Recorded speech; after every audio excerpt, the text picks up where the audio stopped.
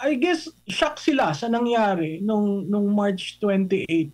Ah, nagugulat sila na organic, nagugulat sila na um, on their own, no? Nagpuntahan. At hindi yan nangyari lamang sa Davao o sa Mindanao, pero nangyari sa globally. Hindi sila nagkomentaryo dyan. Pakiwari ko, nagmamatsyag sila kung anong mangyayari. Nagmamatsyag sila on several fronts.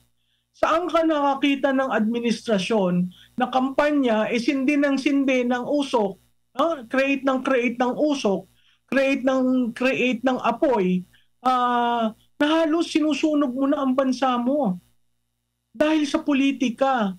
Ngayon lang ako naka-experience sa aking professional career sa politika na yung partisanship at yung political persecution are the means by which to destroy legitimate opposition. Nakakalungkot yun kasi nakikita mo ang reaksyon ng tao. Dati nung nag-usap tayo, Admar, sabi ko, di ba, merong protest vote. Ngayong klarado.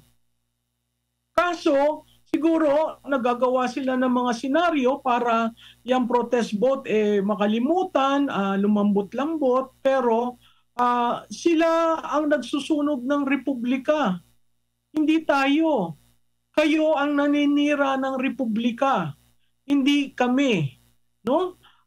Kayo ang parati na lamang since day one.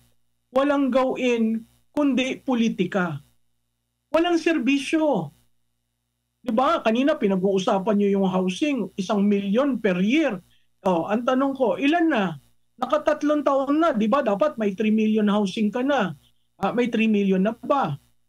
Pumalik tayo dun sa mga records nyo.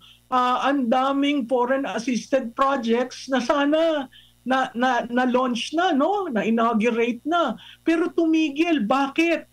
Kasi kinuha niyo yung pondo at linagay niyo sa program. Yaan ba ang pagmamahal sa bayan?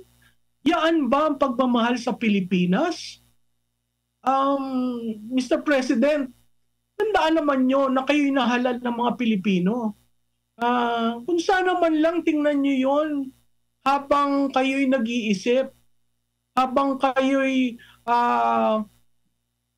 iniisip, paano ba ako lalabas dito sa gusot kong ginawa? Napakahirap po.